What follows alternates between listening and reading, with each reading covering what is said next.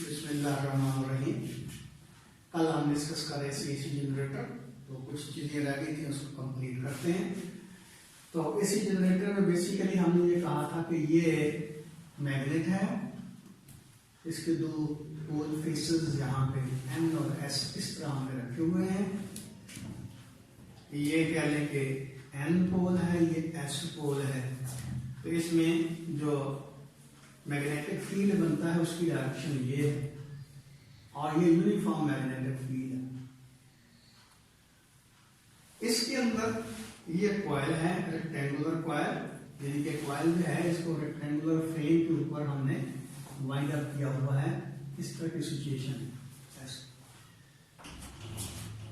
और ये दोनों जो एंड हैं कॉइल के बनते हैं, यानी कि कॉइल जो है वो तो जाहिर है उसके नंबर ऑफ टर्न्स जिसका कल हमने डिस्कस किया था एन के इक्वल है। इनिशियली तो हमने सिंगल लूप लिया था, लेकिन फिर उसके कहा था कि नंबर ऑफ टर्न्स जो है वो एन के बराबर है। और इसके साथ ये दो स्लिप रिंग हैं, एक रिंग जो है इसके साथ अटैच है और दूसरा रिंग जो है वो इसके साथ अटैच है। तो ये दोनों रिंग जो है वो कोएक्सल है और इनका जो एक्सिस ऑफ रोटेशन है एक्चुअली वही एक्सिस ऑफ रोटेशन है इसका भी कॉइल का, यानी कि कॉइल की जो रोटेशन है वो इस एक्सिस के अबाउट है, ऐसे रोटेट करती है कॉइल। और हमने ये कहा था कि यहाँ से लेकर यहाँ तक इसका रेडियस जो है वो आर के इक्वल है। ये पॉइंट ए लिया था, ये बी लिया था, ये सी लिया था, ये डी लिया था। और इसमें इस सिचुएशन में, पर्टिकुलर सिचुएशन में देखें, हम कहते हैं कि कॉइल जो इस पर रोटेट कर रही है। जब ऐसे रोटेट करेगी तो ये एंड जो है हमारी तरफ आ रहा है, जबकि ये एंड जो है हमसे आगे जा रहा है। ऐसे रोटेट कर रही है कॉइल। तो अब हमने ये कहा था कि epsilon A B, epsilon total जो होगा epsilon A B plus epsilon B C plus epsilon C D plus epsilon B A, यानी कि इस एंड का ईएमएफ, इस एंड का ईएमएफ, इस एंड का ईएमएफ, इस एंड का ईएमएफ। तो ये इनका सम जो है वो टोटल इसका जो एप्सिलॉन था, इंड्यूस्ड ईएमएफ जो इन दो रेंज के दरमियान क्रिएट हो रही है वो हमने निकाली थी। अच्छा, थोड़ा सा ये भी देखिएगा, कल हमने ये कहा था कि यहाँ कार्बन ब्रश है, एक कार्बन ब्रश इसके साथ लगा दिया और ये एक्चुअली हमें मदद कर रहे हैं इस चीज में एक्सटर्नल सर्किट के साथ कनेक्शन में, यानी कि ये जो रिंग है इस तरह रोटेट करेगा, ये इसके साथ परमानेंटली स्टिक रहेगा, टच रहेगा और इसी तरह ये इसके साथ टच रहेगा। अब देखिए रिंग तो रोटेट कर रहे हैं लेकिन ये स्टेशनरी है, तो जिसका नतीजा ये निकलेगा कि एक्सटर्नल सर्किट जो है उसमें किसी किस्म की डिस्टर्बेंस क्रिएट नहीं होगी, हालांकि ये कॉइल जो रोटेट कर रही है। तो बराबर ये देखिए, कल हमने कहा था कि एप्सिलॉन ए बी जो है वो था VBL साइन ऑफ थीटा। ये थीटा एक पर्टिकुलर एंगल जो है उसके ऊपर हमने इसकी वैल्यू ली थी, इंस्टेंटेनियस वैल्यू ली थी। तो दोबारा अगर देख लेते हैं तो ये देखें, बल्कि कल लेक्चर में दोबारा लोग देख लेना एक कलर, सॉरी यूट्यूब पे तो मैंने नहीं किया लोड, बाहर आज कर दूंगा। तो ये एन पोल है, ये एस पोल है। ऊपर से देखा हमने इस कॉइल को, तो ये कॉइल एक लम्हे के लिए हमें यहां नजर आ रही है इस तरह, और ये स्टेशनरी नहीं है, बाहर रोटेट कर रही है। और इसका ये है एक्सिस ऑफ रोटेशन, ये इस तरह रोटेट कर रही है। तो ये देखिए मैग्नेटिक फील्ड की डायरेक्शन है आपके पास, ये मैग्नेटिक फील्ड है। तो मैग्नेटिक फील्ड और इस एंड का या इस एंड का जो मोशन बनती है उसका जो एंगल बनता है वो हमने कहा कि थीटा के इक्वल है, यानी कि ये जो एंड है ये वाला, ये पॉइंट इधर हमारी तरफ आ रहा है, तो इसकी डायरेक्शन जो बनती है ये कह लें कि V है, ये B है। तो V और B के दरमियान ये एंगल बनता है थीटा, इसलिए हमने कहा कि motional EMF VBL sine of theta के इक्वल होगी। अब अगली बात ये देखें कि ये 0 हो गया और इसका भी VBL साइन ऑफ थीटा बन गया और ये 0 हो गया। इसका क्या मतलब हुआ कि ये बनेगा 2VBL साइन ऑफ थीटा, ये एप्सिलॉन आपके पास आ गया, यानी कि इन दो रिंग के दरमियान जो पोटेंशियल का डिफरेंस है वो ये होगा। लेकिन ये उस वक्त की बात है जब इसके यानी सिंगल लूप हम कंसीडर कर रहे हैं, जिनके अंदर इसका सिर्फ एक ही लूप है वायर का। लेकिन जाहिर है कॉइल जो है उसमें सिंगल लूप तो नहीं होता, उसमें कई लूप होते हैं। अच्छा, इसको एप्सिलॉन डैश कह लें, तो इसका क्या मतलब हुआ कि हर लूप में इतनी ईएमएफ पैदा हो रही है, तो टोटल ईएमएफ किसके बराबर होगी? एप्सिलॉन जो होगा वो एन एप्सिलॉन डैश के बराबर होगा। एन इसके नंबर ऑफ टर्न्स है, तो हम कह सकते हैं N into 2VBL sine of theta, या इसको कह सकते हैं 2VBL N sine of theta. ये ईएमएफ की वैल्यू आ गई, इंड्यूस्ड ईएमएफ। अब अगली बात ये देखें कि V जो है, यानी कि ये जो दोनों एंड हैं इस तरह रोटेट कर रहे हैं ना, ये ऐसे समझिए कि ये कॉइल के दोनों एंड हैं, ये कॉइल के ये दोनों एंड इस तरह ऐसे रोटेट करेंगे। ये अपने सर्कल में रोटेट करेगा, ये भी उसी सर्कल में रोटेट करेगा, लेकिन इन दोनों की मोशन एक दूसरे के अपोजिट होगी। तो इनका जो सर्कल बनता है, ये इसका रेडियस बनता है r, और आपको पता है कि लीनियर वेलोसिटी की जो मैग्नीट्यूड होती है उसको एंगुलर वेलोसिटी से कोरिलेट किया जा सकता है, क्योंकि v जो होती है वो r और ओमेगा का प्रोडक्ट होता है। तो ये v की जगह उसकी वैल्यू पुट करें, एप्सिलॉन आपके पास क्या आ जाएगा? एप्सिलॉन आएगा 2BL N L और v की जगह r omega sine of theta. हम इसको भी लिख सकते हैं N B 2RL omega sine of theta. लेकिन इतना हिस्सा किसके इक्वल है? ये देखिए, यहां से लेकर यहां तक r, इसका मतलब ये हुआ कि हमारे पास जो कॉइल है उसकी जो विड्थ बनती है वो 2r के इक्वल होगी। r एक ये हो गया, एक r ये हो गया, तो ये 2r जो है आपके किसके बराबर होगा? इसकी विड्थ के बराबर होगा। ये इसकी लेंथ है, ये इसकी विड्थ है, तो ये लेंथ, ये विड्थ 2r विड्थ और l लेंथ, ये टोटल एरिया बन गया, कॉइल का एरिया बन गया। तो इसका मतलब एप्सिलॉन किसके बराबर होगा? NBA omega sine of theta. तो कल यहां तक हमने डिस्कस कर लिया था, इससे आगे चलते हैं। अब ये देखें कि एप्सिलॉन जो है NBA omega sine of theta के बराबर। अब हम ये देखना चाहते हैं कि एप्सिलॉन की मैक्सिमम वैल्यू क्या होगी। डेफिनेटली एप्सिलॉन की मैक्सिमम वैल्यू उस वक्त होगी क्योंकि ये n नंबर ऑफ टर्न्स हम चेंज नहीं कर सकते। मैग्नेटिक फील्ड परमानेंट है, एरिया इसका परमानेंट है, और अगर इसको यूनिफॉर्म एंगुलर वेलोसिटी से रोटेट करें तो इसका मतलब रहेगा कि वैल्यू भी कांस्टेंट है। तो ये इतना हिस्सा जो है तो ये तो कांस्टेंट्स पे मुश्तमिल है। अब जब इसकी वैल्यू मैक्सिमम होगी तो इसकी वैल्यू मैक्सिमम होगी। इसका मतलब ये हुआ कि एप्सिलॉन जो है वो एप्सिलॉन नॉट के बराबर होगा। कब? When sine theta is equal to 1। आपको पता है कि साइन और कॉस ऐसे दो फंक्शन है, ये इसका रेसिप्रोकल भी कह लें, कि जिनकी मैक्सिमम वैल्यू जो है वो 1 के इक्वल होती है। यानी कि जब इसकी वैल्यू मैक्सिमम होगी तो ये मैक्सिमम होगा। यानी कि एप्सिलॉन को एप्सिलॉन नॉट से हम रिप्लेस कर देते हैं और साइन थीटा की जगह 1 पुट कर देते हैं, तो ये आपके पास क्या आ जाएगा? Epsilon naught is equal to NBA omega, क्योंकि साइन थीटा 1 के बराबर हमने पुट कर दिया। तो इसका मतलब एप्सिलॉन नॉट की वैल्यू ये आ गई। अब इस इक्वेशन में ये चीज जो है ये पुट कर देते हैं, तो हमारे पास क्या आएगा? एप्सिलॉन इज इक्वल टू इसकी जगह एप्सिलॉन नॉट और ये आ जाएगा साइन ऑफ थीटा। यानी कि यहां आप देख सकते हैं epsilon is equal to epsilon naught sine of theta. ये एप्सिलॉन नॉट की जगह ये पुट कर दिया, एप्सिलॉन नॉट की जगह NBA ओमेगा हमने पुट कर दिया, तो एप्सिलॉन की वैल्यू आ गई epsilon naught sine of theta. ये देखिए ये इंस्टेंटेनियस वैल्यू है और ये मैक्सिमम वैल्यू है।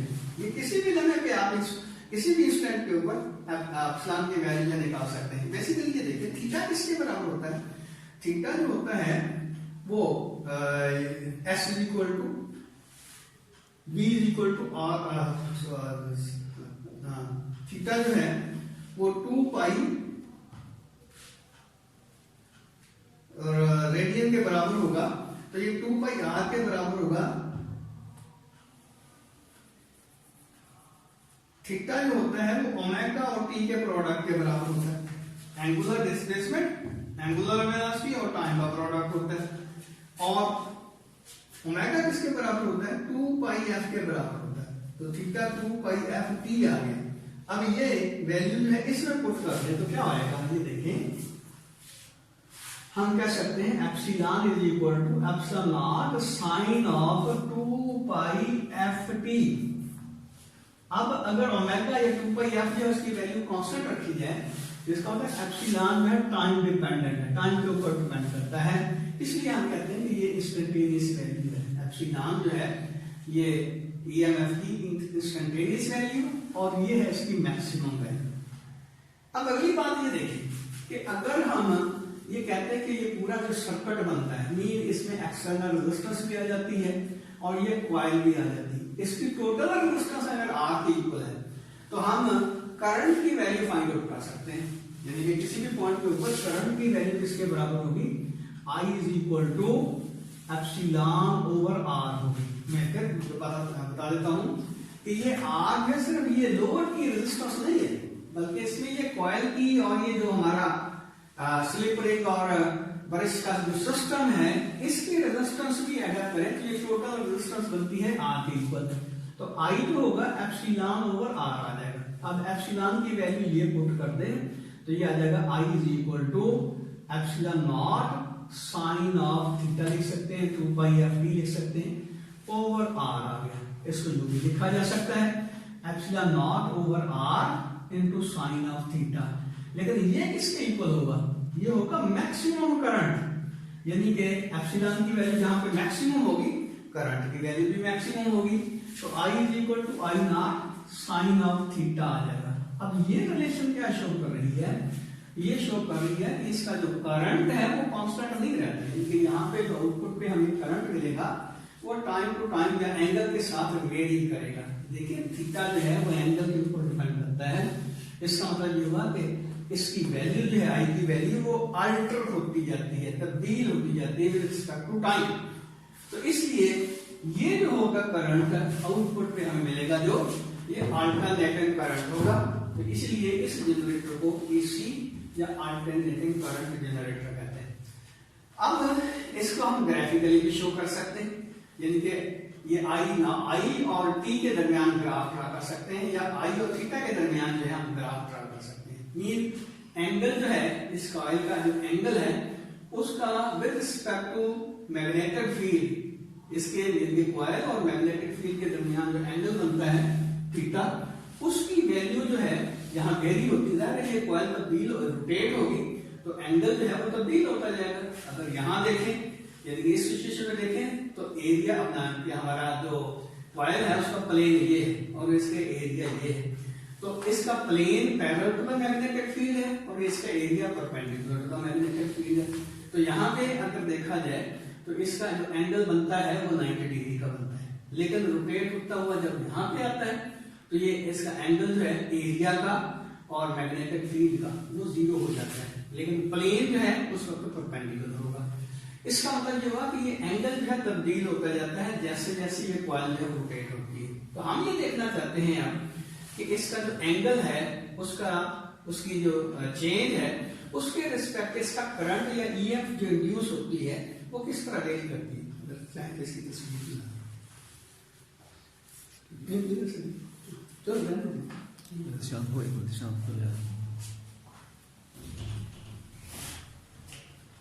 तो अब ये हम देखना चाहते हैं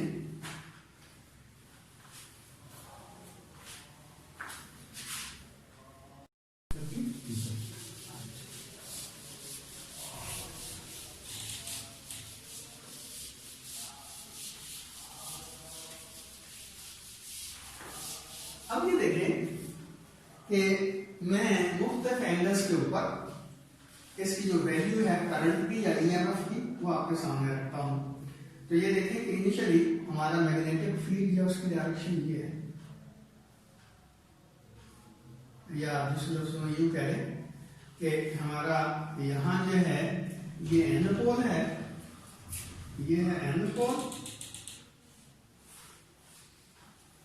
और ये है एस पोल। तो इसमें जो कॉइल है ये इसकी ये वाली साइड, ये आपको यहां नजर आ रही है, यानी कि ऐसे समझने की ये पोजीशन है इसकी, ये कॉइल आपको यहां नजर आ रही है इस तरह, ये आपको ये ए पॉइंट नजर आ रहा है और ये बी पॉइंट। तो आपको पता है कि ये दोनों जो साइडें हैं इसमें जो करंट इंड्यूस होता है उसकी डायरेक्शन एक दूसरे के अपोजिट है, लेकिन दोनों एक दूसरे के क्या करती हैं, असिस्ट करती हैं। कल हमने ये तफसील से डिस्कस किया था। अब ये देखें कि इस इंस्टेंट के ऊपर इसकी वेलोसिटी और मैग्नेटिक फील्ड एक दूसरे को पैरेलल होंगे, यानी कि ये कॉइल देखें यहाँ पे इस तरह रोटेट कर रही है ऐसे। तो ये इस इंस्टेंट के ऊपर जब ये बिल्कुल इसका प्लेन जो है वो मैग्नेटिक फील्ड के परपेंडिकुलर होगा, तो उस वक्त इसकी जो डायरेक्शन है ये होगी वेलोसिटी की इस इंस्टेंट के ऊपर। देखिए इसकी वेलोसिटी जो है उसकी डायरेक्शन तब्दील हो रही है, लेकिन इस पॉइंट के ऊपर इसकी direction parallel to the magnetic field होगी, यानी कि V और B एक दूसरे का पैरेलल होंगे। ये V की डायरेक्शन है और यही B की डायरेक्शन है। तो जब V और B एक दूसरे का पैरेलल होंगे, यानी कि इसका थीटा जो है वो 0 के बराबर होगा, थीटा 0 होगा। तो इसका मतलब ये हुआ कि इस सिचुएशन में अगर देखा जाए, यानी कि यहाँ पे थीटा की वैल्यू जो है वो 0 के बराबर है, थीटा 0 के बराबर है, तो EMF भी 0 के बराबर होगा। ये हम इधर ले रहे हैं करंट एक्स में ले लें, चलो आई, ये करंट भी ले सकते हैं, EMF भी ले सकते हैं। तो इधर आई है और इधर T है, ये T चेंज हो रहा है इधर इस तरह, या थीटा चेंज हो रहा है। थीटा के लिहाज से देखते हैं हम, क्योंकि यहां मैंने थीटा की बात की है। तो फिर क्या होगा, ये कॉइल यानी कि दूसरे लेवल पे क्या होगा, ये इसका एन पोल है, ये एस पोल है। अब इस सिचुएशन में क्या होगा, मैग्नेटिक फील्ड की डायरेक्शन तो वही रहेगी,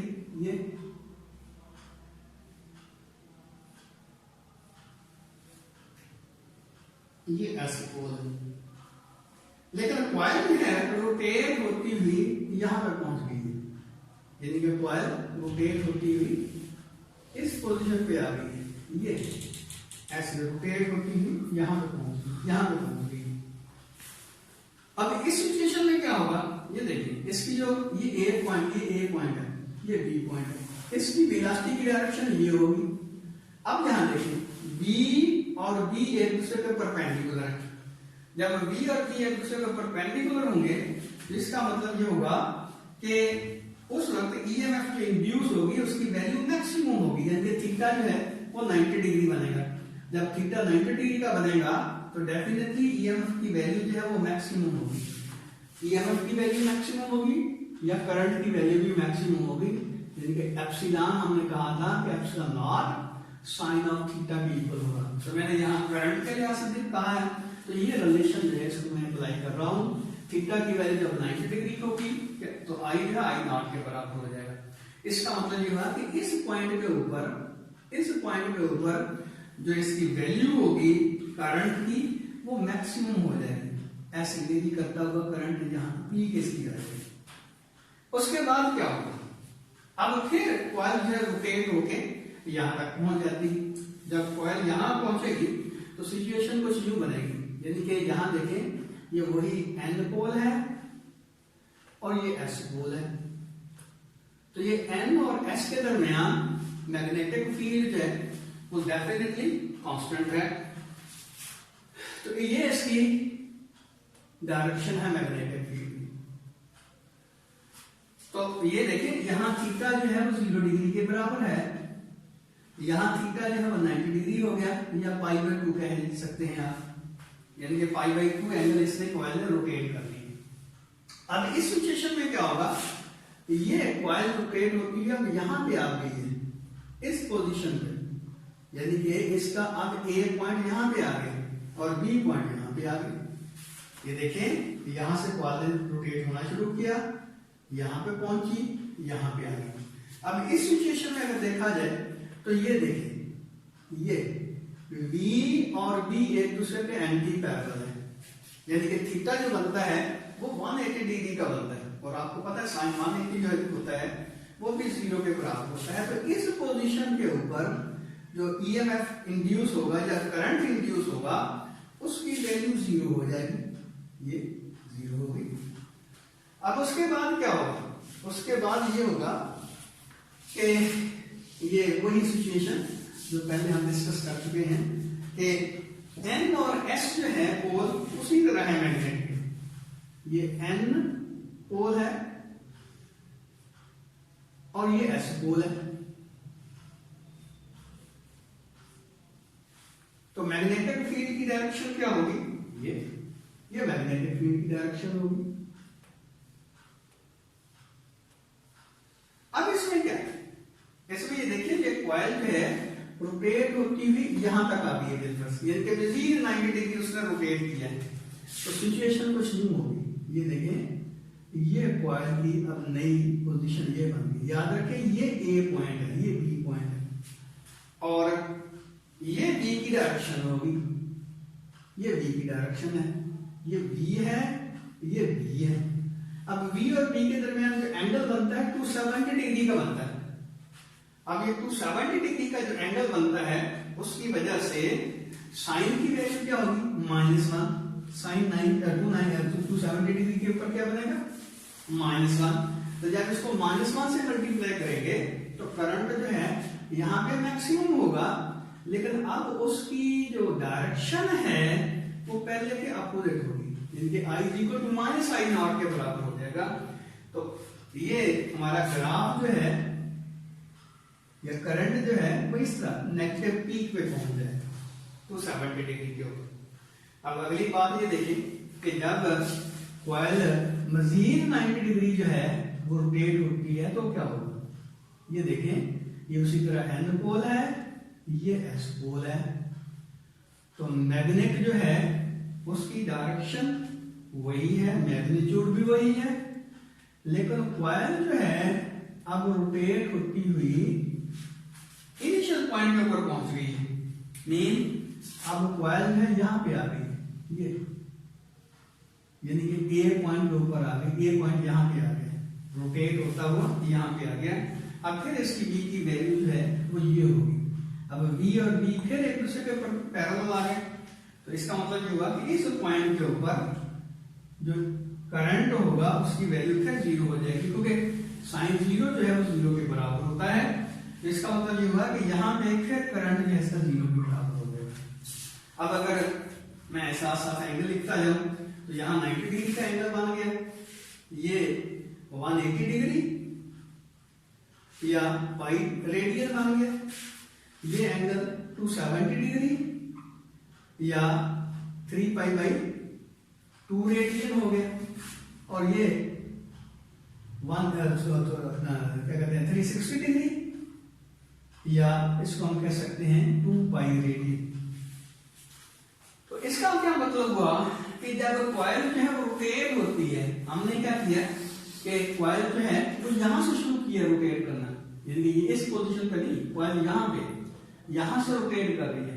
अब इस सिचुएशन में देखें, ये देखें ये कॉइल यहां पे मैग्नेटिक फील्ड की डायरेक्शन, ये कॉइल यहां पे थी, ये जब इस इंस्टेंट पे ऊपर होगी तो इसकी वेलोसिटी जो है B और V एक दूसरे का पैरेलल होंगे, एंगल 0 हो गया। ये रोटेट होती हुई यहां पे आ गई, 90 डिग्री इसने रोटेट किया। अब जब 90 डिग्री रोटेट करेगी तो इस पोजीशन पे क्या होगा, इसकी B और V एक दूसरे के परपेंडिकुलर आ गई, इसका मतलब इस पोजीशन के ऊपर इसमें EMF या करंट की वैल्यू मैक्सिमम होगी, और फिर ये रोटेट होती हुई कॉइल जो है रोटेट होती हुई यहां पे चलेगी। जब यहां पे आई है तो इसका क्या मतलब हुआ कि अब सिचुएशन कुछ यूं बन गई है कि फिर ये देखिए इसकी B की डायरेक्शन ये होगी और B की डायरेक्शन ये होगी, यानी कि B की डायरेक्शन ये और B की डायरेक्शन ये सिचुएशन होगी। तो उस वक्त फिर साइन 180 बन जाएगा, यानी कि दोनों के दरमियान एंगल 180 डिग्री का बनता है। तो 180 साइन जो 0 के इक्वल होता है, तो करंट की वैल्यू 0 होगी। और इसी तरह ये रोटेट होती हुई कॉइल जब यहां पहुंचेगी तो क्या होगा, ये देखिए अब ये B की डायरेक्शन है, ये B की डायरेक्शन है, तो फिर एक दूसरे के परपेंडिकुलर लेकिन अब ये एंगल जो है इसका 270 डिग्री बनेगा, ये एंगल 270 डिग्री का बनेगा। तो साइन 270 जो होता है वो फिर 0 के ऊपर अपना मैक्सिमम लेकिन नेगेटिव होता है, इसलिए यहाँ ये करंट जो है वो मैक्सिमम है लेकिन नेगेटिव है। और ये फिर कॉइल रोटेट इनिशियल स्टेट के ऊपर पहुंच गई है, तो हमारा करंट जो है वो भी 0 के बराबर हो गया। तो इसका मतलब ये होगा कि ये समझ लें, ये हमारे पास है आई पॉजिटिव आई नॉट, और ये लेवल जो है वो आई नॉट नेगेटिव है, माइनस आई नॉट। अब आखिरी बात इसमें समझिए कि यहां तो हमने कहा कि मैग्नेटिक फील्ड के अंदर सिंगल कॉइल जो है रोटेट करती है, लेकिन आमतौर पर ऐसा नहीं होता, सिंगल कॉइल को रोटेट नहीं करवाते। इसमें 3 कॉइल खासतौर पर हम रोटेट करवाते हैं। तो वो हम वैसे तो 16वें चैप्टर में पढ़ेंगे। जब 3 कॉइल रोटेट करेंगी तो हर एक का अपना अपना फेज बनेगा। अब 3 कॉइल जो है वो सॉफ्ट आयरन की जो स्ट्रिप्स होती हैं जो कि कोर बनाती हैं, उसके ऊपर जब वाइंड अप किया जाता है तो वो एक बन जाता है हमारा आर्मेचर। यानी कि आर्मेचर क्या होता है, उसमें ये सॉलिड जो हमारा क्या कहते हैं कि सॉफ्ट आयरन की जो स्ट्रिप्स होती हैं उनके ऊपर वाइंड की होती हैं मुख्तलिफ एंगल के ऊपर ये कॉइल। तो उसका जो वो कॉम्बिनेशन बनता है ये सॉफ्ट आयरन कॉइल कोर का और जो कॉइल का जो कॉम्बिनेशन बनता है उसको कहते हैं आर्मेचर। तो आर्मेचर जो है मैग्नेटिक फील्ड के लिए घुमाते हैं, जिसकी वजह से हर कॉइल का अपना अपना एक करंट जो है बनता है। तो 3 फेज इसी सप्लाई हम जब डिस्कस करेंगे तो उस वक्त तफसील से वो बताएंगे। लेकिन यहाँ सिंगल कॉइल जो है उसके लिहाज से जो हमें आउटपुट मिलती है वो इस तरह की मिलती है, क्योंकि करंट जो है टाइम के साथ अल्टर हो रहा है, तब्दील हो रहा है, इसलिए इसको हम नाम देते हैं अल्टरनेटिंग करंट जनरेटर का। तो कोई सवाल हो तो वो पूछ सकते हैं आप।